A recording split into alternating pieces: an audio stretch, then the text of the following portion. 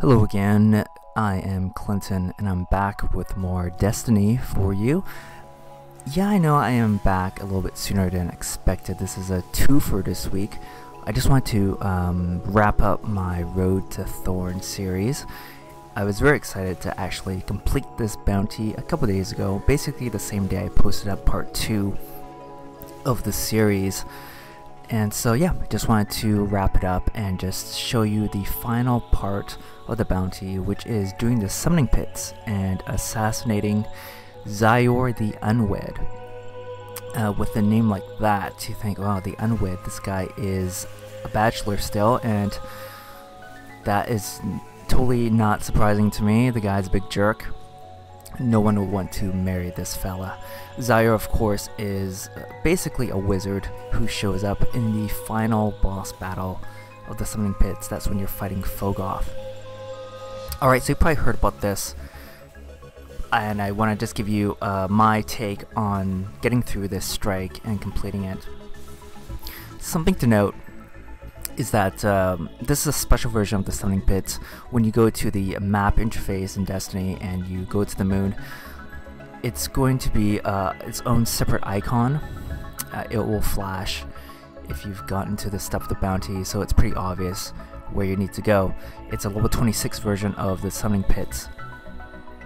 And even though I did this when I was level 31, and you could be, you know, just level 26 or higher, it is a little bit misleading. It is a very challenging version of the strike, mainly because you're dealing with these wizard bastards with their solar shields.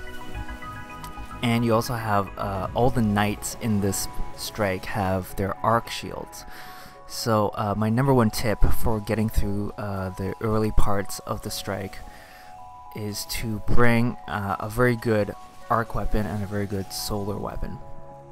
And what I was packing in addition to the Hawkmoon here was the Murmur fusion rifle, and you can toggle back and forth between solar and arc damage, which is very useful, especially in this chamber where you're dealing with hordes of wizards and knights.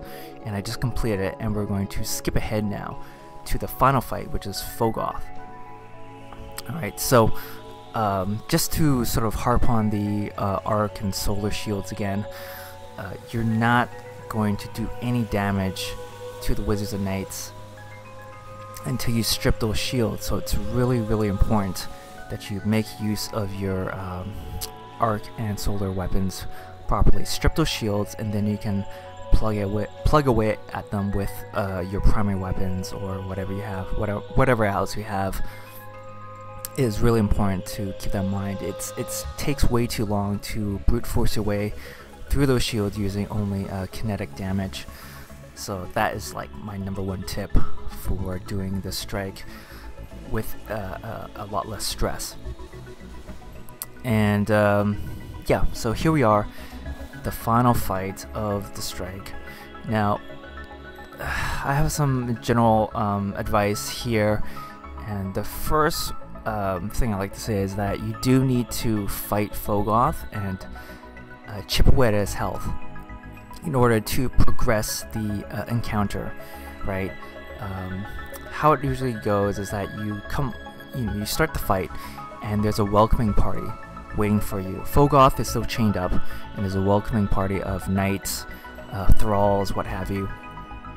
Play it like you usually do. There's no real rush to unchain Fogoth, so don't bother shooting at him.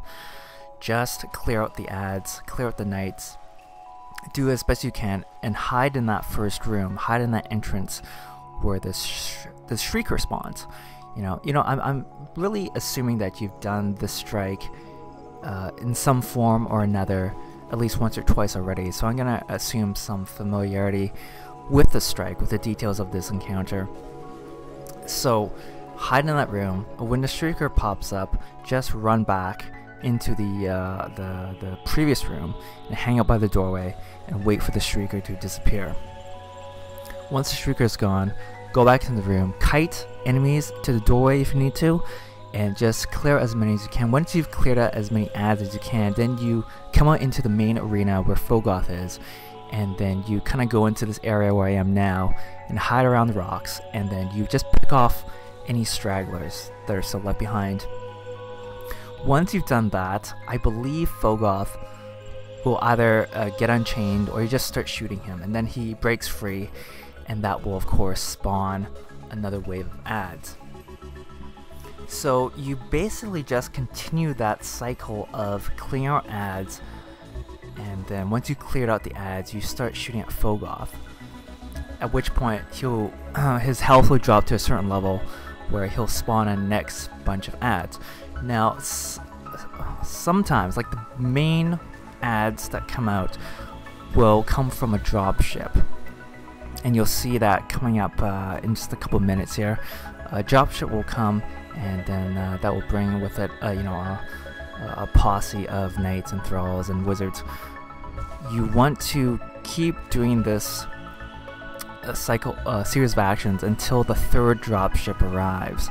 So right now, at this very moment, we've already had 2 dropships come, right? So we're just kind of going through the motions, waiting, chipping away at Fogoth's health, and just being very methodical about it. The magic number really is 3. You want to wait for that third dropship. So right now I've kind of temporarily split off from my partner, Troy Jameson. He was very nice to help me this evening complete the strike.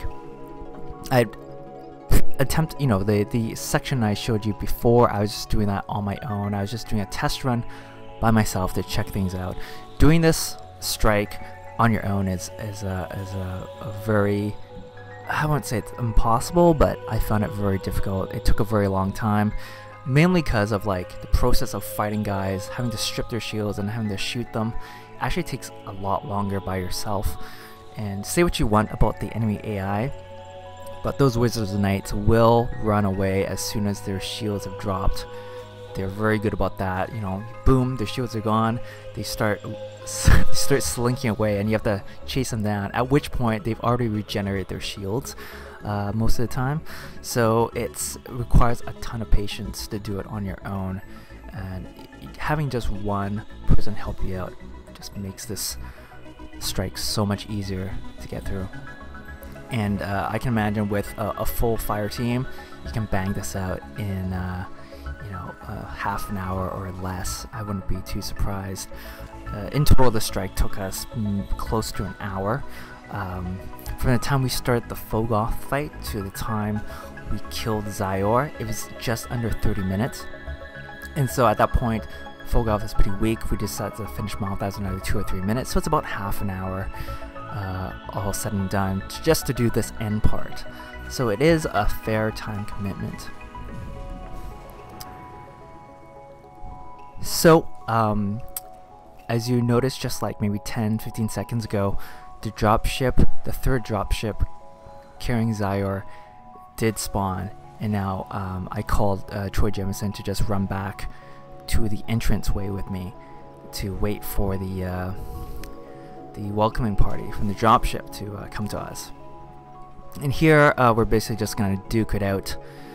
It's gonna be a lot of wizards, including Xyor, plus some knights. So it's gonna be a real mess at this doorway. At this stage of the strike, Fogoth is probably gonna be around 15% health. I believe that's when the game, tells, that I'm tripping over my words. That's when the game is gonna trigger that third dropship, is when Fogoth's health is around that 10-15% mark, right? So I will say that it's very important not to accidentally kill Fogoth early, because if you do that, then Xyor disappears. So one of my worries as we did this part, as we were fighting Xyor in this doorway, I was like, well, if we're going to use our rocket launchers and our fusion rifles, make sure that we aim true and that we're not shooting past everyone and hitting Fogoth accidentally. I was actually quite worried about that, since his health had gone down to like 10% at this point.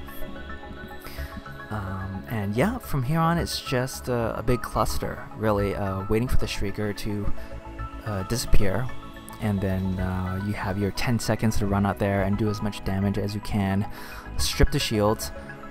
If you have a buddy, have him go on one type of damage, so have him go arc damage to hit the knights if the knights are just standing at the doorway, and then you have your solar damage weapon equipped, and then you hit the wizards if they're floating out in the doorway, and work together to sort of optimize your time when you're out there shooting out the doorway. And yeah, it's very helpful to, even though I didn't have the best rocket launcher, I needed a solar damage rocket launcher because I wanted to hit Xyor square in the face with it. In fact, right there, I think I hit a wizard instead, not Xyor. So the whole thing just really takes a bit of patience and a little bit of teamwork, but the patience, I think, is the #1 thing you need to get through this. And what else? What else do you need to know about this? That's basically it. Basically, make sure you have the time to complete the strike. As I said, my friend and I, we're just average players. We're not superstars, and it's just the two of us.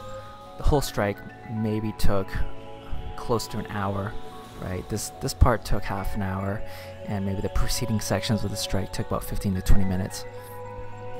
So you gotta budget that time, because this strike, it's not like a story mission or the raid. There were no hard checkpoints, so it's not like you can get up to this point and decide, well, you're kind of tired or frustrated and you want to just quit and pick up where you left off the next day. You can't do that. There's no checkpointing like that. You have to stay in the session. So make sure you have the time to finish it in one go. And yep, just be very patient. I was tempted to cut more of the video, but I will have put up some links, embedded some links in the video to allow you to jump forward to when we actually deal Xyor the killing blow. It's actually not me who does it. You'll see in a moment that I kind of screwed up a little bit there, but luckily I had my partner to pick up the slack.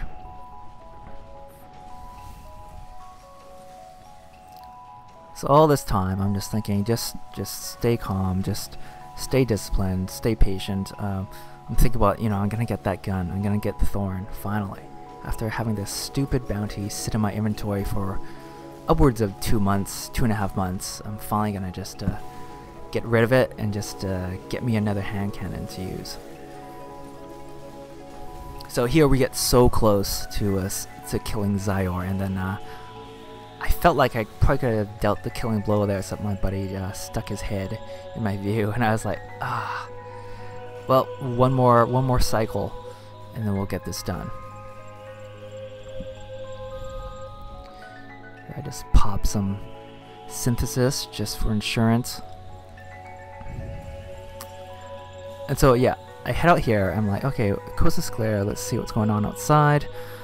Oh, look, there's Xyor, and he's got a fair amount of health. So I kind of back up, thinking that we still need to do a couple more cycles of hitting him and his friends. But then my buddy Troy Jamison just finished them off right there and then. I don't know what he used to deal the killing blow, but I was like, oh, I thought he had a lot more fight in him left. But no, Xyor is dead. And you saw there that got the notification for the bounty. It's done. I think I definitely whooped for joy, or I was definitely very excited when that happened, and then I was in shock somewhat. My friend just kind of goes there to clean up the mess, and he got killed by, I think, the last knight. And we just decided, well, since Fogoth is almost dead, let's just wrap it up. Let's finish the strike and get whatever side rewards we get for actually finishing the strike. And I almost get clobbered here because I'm just maybe still in shock from realizing that the nightmare is finally over. And yeah, so this spot is just in general really handy. It's a nice alternative to just hiding out in that Shrieker room. I will say that it's only viable if you've cleared out some of the ads already. When you have a full complement of knights hanging around, they will just bombard the crap out of this rocky outcropping at the edge of the arena, and it's just no fun. You're just gonna spend most of your time just hiding. and taking damage rather than shooting. So yeah, Photograph is dead, and I just popped my golden gun for the kicks and tried to maybe kill that last remaining wizard with a golden gun shot, but no, it's over. It is over, and then we fast forward to the tower, or I cash in the goods. So for this very final step, you gotta head back to the tower, and you gotta meet up with the speaker again, and that's where you reap the rewards. So I gotta say, it's been fun. It's been a little stressful and frustrating, but it's nice to finally get this done.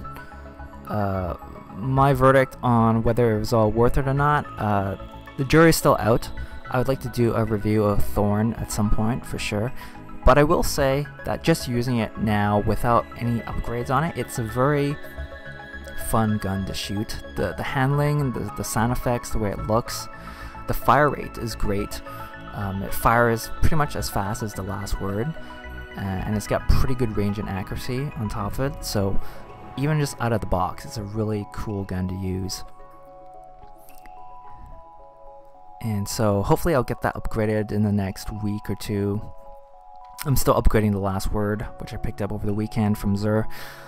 So yeah, I'm basically in hand cannon heaven right now. I have all the major hand cannons I really wanted to get for myself. So yeah, it's been fun. It's been nice to sort of set this goal for myself to wrap up these exotic bounties. I actually wrapped up the Toland's Legacy one recently as well. That's the one that gives you bad juju.